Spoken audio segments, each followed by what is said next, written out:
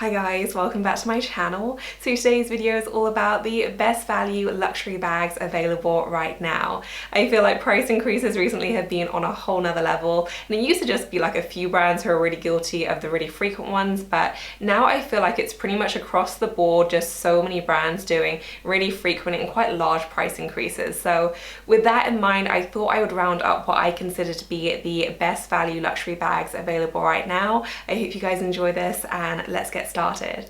So first up is my St. Laurent Mini Jamie, and I can't speak too much about the wear and tear of this bag simply because I've not had it very long. I've only used it a total of 3 times, so not enough to see any wear and tear, you'd hope anyway, but I wanted to include it because I do actually think it represents a pretty good value for money. I would also say, when talking about all these bags, all of these are at a luxury price point, so good value for money is relatively speaking within this kind of crazy luxury world. So just wanted to point that out. But in this crazy luxury world, I do think that this is a pretty good buy. The one thing to keep in mind here is that you're not getting a leather bag. So this one retails for £1,350. All these prices are in GBP. I'm not going to be able to remember the USD prices off the top of my head, so I will pop those on screen for reference. But even though this is obviously still very expensive, I do think that the general quality is there. And obviously I know that leather is a more expensive material than fabric, but for me that's not such a factor because the truth is the cost of the materials is a very, very small percentage of what you're paying when it comes to a luxury bag.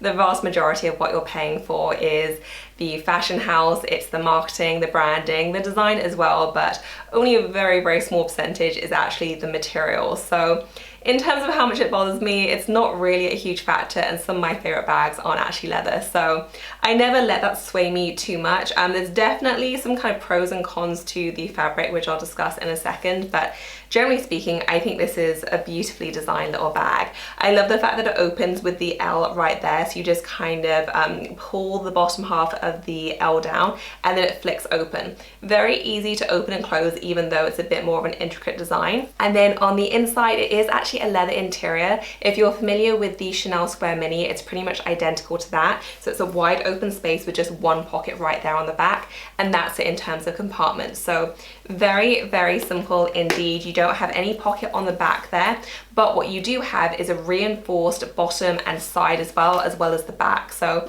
I don't know if you'll be able to hear that, but when you knock it, it sounds solid. So it is actually very, very structured, which I do like because I think it's going to massively impact the wear and tear and just mean it's going to look way better for longer. So I'm a huge fan of reinforcing the sides. All of my leather bags, which just don't look that great, generally speaking, the fault is usually with the structure of the bag. So reinforcing it, always a huge plus point for me. I would say it can easily fit my phone in as well. So mine is the 13 Pro, I believe. I'm going to double check that and put it on screen if I'm wrong, but I think it's the 13 Pro, and it fits very, very neatly indeed. So that's always a big, big thing for me when I do have a bag this small, but it fits absolutely fine, which I like. So the kind of biggest negative in terms of the material, and this is true of every single material bag I've ever had, not just kind of a regular fabric one, true of velvet bags too, is that they do tend to attract dust and kind of white fluff in general. And this will probably be worse if you have pets or if you're like me and you have a lot of white fluffy rugs around the house, but this just seems to attract all the dust and all the white fluff. So I do have to use a lint roller on it. It attracts white fluff in a way that leather doesn't in my experience. I'm not sure why that is, but that is certainly something to keep in mind. So it's a little bit higher maintenance in terms of kind of the lint roller aspect, but I think it's lower maintenance in terms of the scratches. So kind of swings and roundabouts, and it may be a deal breaker for you. It doesn't really bother me. It doesn't take me kind of too much time. It's literally a 2-second job, so that's fine. But that's pretty much the only negative I can really say about it. So for the price point, you know, yes, it's expensive, but I think it looks like a really beautiful classic bag. I love the size, love the versatility, and I've just been really happy with it so far. Next up is my Chloe Woody Tote, and I've spoken at length about how much I've enjoyed this bag, but I think it's fantastic, and I do think they've become really popular for a reason. So these retail for £790, but you can often get them on sale. So I would definitely say to try and wait it out if you are interested in one. I think I got mine for around about £630, so you should certainly be looking at least 15% off. Sometimes you can get up to 20% off, maybe a little bit more, but generally speaking, that's the range you're looking at. And for the price, I think it was a fantastic buy. For one, it's getting increasingly difficult to find any luxury bags that are well below the £1,000 mark. This is well within that, especially with the discount. And it's done unbelievably well. Like, the wear and tear on it is fantastic. I have not babied this bag at all. I've used it as a daily and running bag. I've also traveled with it. I've taken it on a plane as my carry-on. Like, I really kind of bashed it around, not giving it a second thought. And it still looks like when I got it. The only wear and tear I can really see are some slightly dirty marks right there at the base of the ribbon. And like, that's it. I think because this has a kind of speckled design, it really does do well in terms of dirts and marks. So I'm sure there are some on there, but I can't see them. So I've been beyond impressed with the wear and tear. I was definitely a bit nervous because I haven't always had great experiences with light colored bags and travel, but this really has lived up to expectations and then some.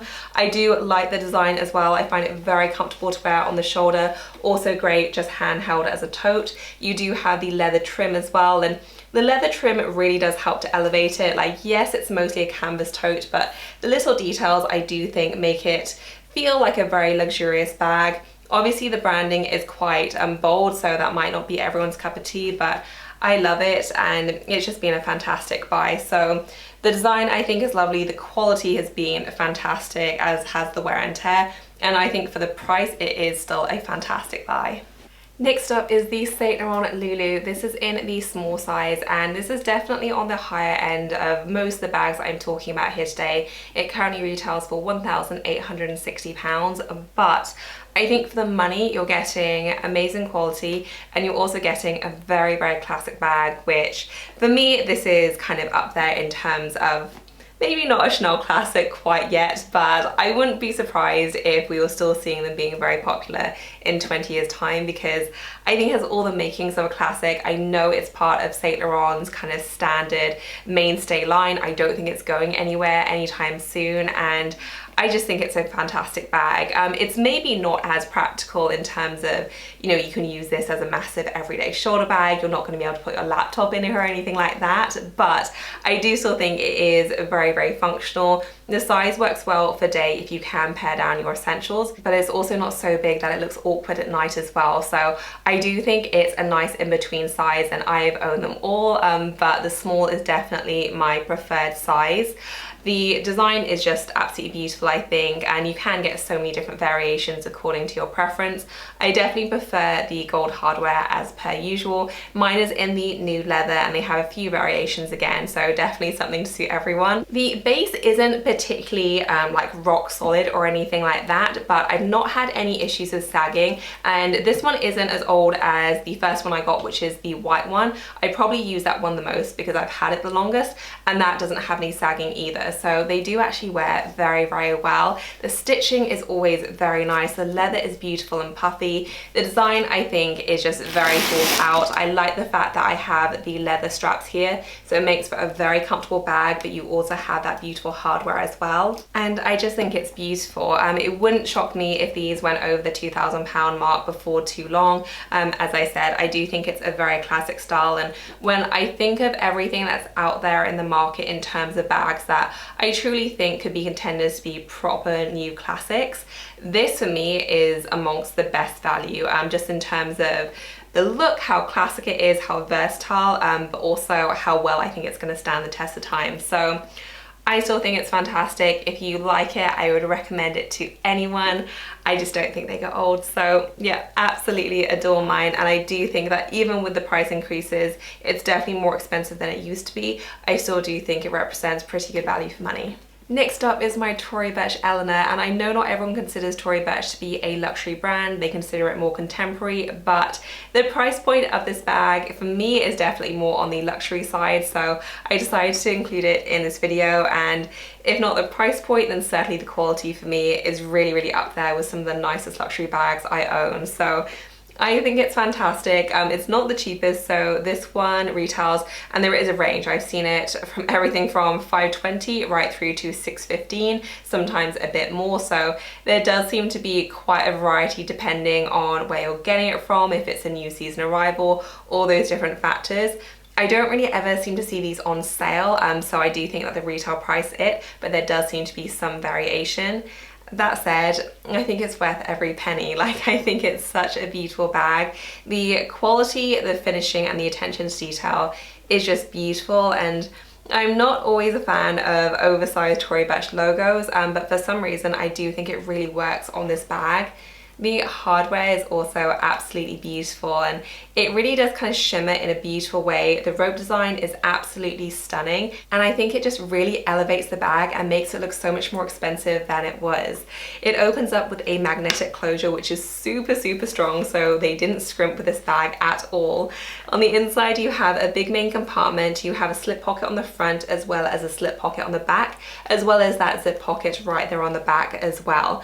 So whilst it's not a super big bag, I definitely can fit my essentials inside. There's not a whole lot of give because it is very structured, so that is something to keep in mind, but I definitely was able to fit in everything that I wanted to when I did pare my items down. You can obviously wear this doubled up, and I think it works beautifully as a shoulder bag. You can also wear it with the chain drop down, and you can wear it crossbody as well as on the shoulders. So pretty versatile, and overall I just think this is stunning. Definitely more on the higher price point in terms of Tory Burch, but I think it's just absolutely lovely. I really enjoyed using it, and if you're considering one, I just can't imagine who wouldn't be delighted with the quality. It really just, it feels like it's on a whole nother level to other Tory Burch styles I have, and I've only had pretty much good experiences with Tory Burch bags, so that's not a dig at the other styles I have or that are out there, but this just feels like it's on a whole nother level, and I just think the quality is outstanding. Next up is my Chloe Mini Marcie, and I certainly wasn't the first to hop on the Chloe Mini Marcie bandwagon.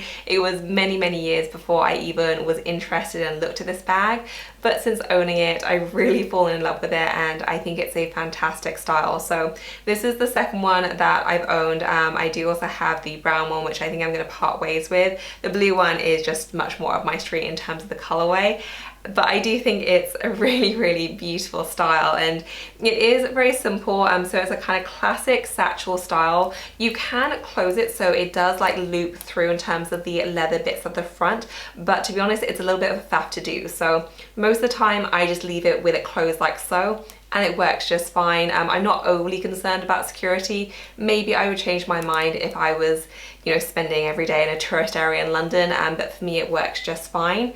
And then on the inside, I have all my stuff inside because this is the bag I'm using at the moment, but it's actually a fairly wide space because you do have quite a bit of depth. You also have a slip pocket right there on the front, and then you have one small pocket right there at the back, which to be honest, you can't really fit much in, so it's a bit redundant, but there's enough space to fit in all your essentials. Like, I don't know if you'll be able to see that, but I have my sunglasses and lipstick in there, and there's still buckets of room. Like, it really is quite a large bag for such a mini style. The strap is fully leather, and it's also adjustable, which is always such a great thing, and in general I find the leather quality to be lovely.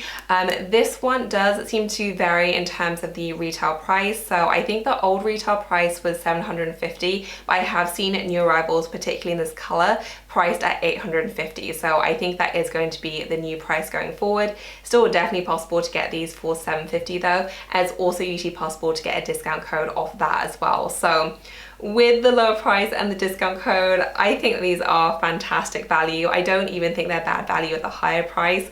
I think they are beautiful bags, very classic at this point as well. You know, this is not a new style. It's been around for many years now. I don't think it's going anywhere anytime soon. And if your style is a little bit more relaxed, or if you like more casual bags, I think this is just a beautiful style. So I'm a huge fan of it. It's definitely a grower as well. You know, I didn't really like it that much when it was first released, then became interested, and now I'm on my second, and I just absolutely adore it. Next up is the Saint Laurent Bracelet, and it's no secret how much I love this bag. I just think it's fantastic. So this one is priced at £520, and obviously a lot of money, but it's considerably cheaper than the wallet on chain styles from Saint Laurent. And when you compare them, like, yes, there is a difference in terms of the weight and a slight quality difference as well, but that said, I don't feel like this feels cheap. It's done incredibly well in terms of wear and tear, and I just don't think you can go wrong for the price. I also think that this bag is a big reason why the Uptown clutch isn't as popular anymore. I think that's a great style, but for a little bit more money you can get this, which I just think it's a bit more substantial, it fits more, a bit more practical, and just generally a nicer, slightly more classic style. So for me, this kind of ticks so many boxes. It's definitely not the most expensive bag I own, but it's probably one of my most frequently used whenever I'm kind of running out the door on a date night, or I just want a smaller bag, don't know what to grab. It's usually this one, you know? It just goes with absolutely everything, and I just love the functionality and how easy it is to maintain. Next up is my Gucci wallet on chain, and I've had this now for, I think it's 5, maybe even going on 6 years. So I've definitely had it a long time, but I still think it's fantastic, and I think it really stands up to a lot of much more expensive wallet on chains and just holds its own. Like, it's a really, really great style. This one retails for £780, and I don't think my exact combination is available anymore, but in the UK they have a kind of matching hardware and leather combo in a few different colors, and then in the US they also have those as well as the black version of mine. So they are still available, and I just think it's a really lovely, well-designed bag. So you have the Gucci logo right there in the middle, but it's quite subtle and not super in your face. On the inside, it's a kind of classic wallet on chain style. So you do have the card slots right there at the back.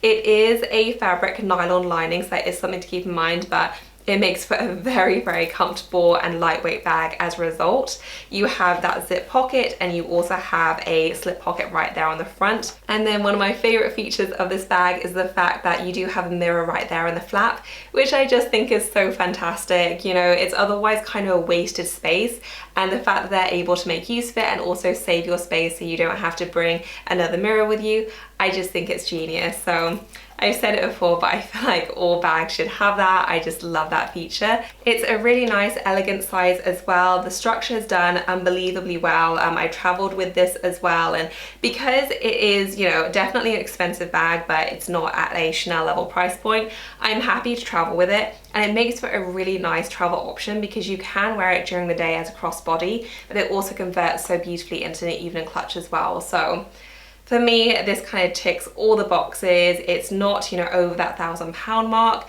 I think the quality is beautiful. I love the design, and I just think it's absolutely wonderful. And speaking of wallet on chains, I also wanted to mention the Mulberry Darley as a style which I think is both very, very classic, beautiful quality, and not too crazily priced either. So the quilted version, which is the one that I have, retails for £745. If you go for the plain leather version, which I think is the main version, it's £645. And it's a very, very functional, well-designed wallet on a chain. So it opens up with a turn lock right there, always a favorite of mine. I just love turn locks and their ease. And this one is actually a little bit bigger, or at least it feels a bit bigger than some of your other wallet on chains, because you actually have quite a wide compartment as your main compartment. So I love that. This one is also fully lined in leather as well. You have the card slots right there on the back, as well as the main slip pocket on the back. And you also have that zip pocket in the front, as well as the slip pocket there on the front as well. The quilting design is just beautiful. The leather is nice and puffy, and I always feel like that's such a selling point of Mulberry bags. Like, I can always rely on them to have a really beautiful quality leather. And I think for the price point, this is a really nice solid option. The plain leather ones are beautiful as well. I have my eye on the dark green one for autumn winter. I've never owned a dark green bag though, so if you do have one, please let me know if you find it easy to match, because I don't have anything like that in my collection. I really, really like the color, and in my head it could be a really useful neutral, like a burgundy, a deep red, navy, that sort of thing, but I feel like it could also go the other way. So if you have a dark green style, please let me know how you get along with it. But I think they do so many different beautiful colors. I absolutely adore the style. I think this is a really, really solid option for the price. And then finally, I wanted to include my Chanel mini as well, and this is definitely the priciest option that I'm including in this list. This one is priced currently at $3,360, I believe, but the reason why I wanted to include it is because in relation to all the other Chanel styles out there, I do think this still represents the best value. So the next kind of main size up, and there is still a difference and I will go over that in a second, but the next size up is the small classic flap, and that retails for £6,510 currently, I think, which obviously that is a huge difference. That's almost double the price of the mini, and we're clearly talking, you know, thousands for each style here, so the mini is definitely not cheap, but in comparison to the small flap, it's a great deal more affordable. And the capacities aren't any different, and the main difference between the two and why there's such a gulf in price is because Chanel do not consider the mini flap to be a classic flap, because in order to be a classic flap you need to have that double flap, which the minis don't have. But the double flap also means that one, the bag is a lot heavier, and two, you're also really reducing the capacity as well. So even though the small flap is quite a bit bigger in terms of the overall size, it actually can't fit any more than the rectangle mini. That is definitely something to keep in mind. This just has a wide open space with a slip pocket and a zip pocket at the back there. And if you pack it well, you can definitely fit a decent amount inside. You also have that pocket right there on the back as well. Another factor is that you do have the long chain with the rectangle mini, so you can wear this crossbody. It's actually a little bit too long for my preference, but you can shorten it and kind of tie it on the inside if you want to, but I would generally prefer it to be a little bit shorter.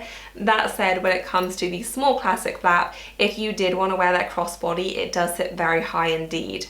Definitely something to keep in mind, especially how you like to wear your bags on a day-to-day basis. And then the other thing that you'll want to consider is that Chanel don't really release minis in the grain leather anymore. They usually just release them in the lambskin now, whereas they do still release the small flaps in the grain leather or the caviar leather. That may sway you either way, but if you are looking at a Chanel classic flap and have your heart set on one, but you cannot bring yourself to spend over £6,000, which I get, that's an insane amount of money, then I do think that the Chanel mini, I mean, for all intents and purposes, it looks like a classic flap. It has all the hallmarks of a classic Chanel bag. It has the quilting, it has the turn lock, and it's just so much cheaper. So for me, I still think the mini is just much better value in general. Obviously, if you did want that grain leather, then you would have to go up to the small size, but lambskin, if you take care of it, it still should last very, very well. And I think, you know, these are beautiful bags and just infinitely better price than the classic flap line. So that is it for this video, guys. I hope you enjoyed it. As usual, I will include links to everything I featured in the description section below. If you have any questions for me, then leave me a comment. And if you enjoyed the video, please give us a thumbs up. As always, thank you so much for watching. I will see you in my next one. Bye, guys.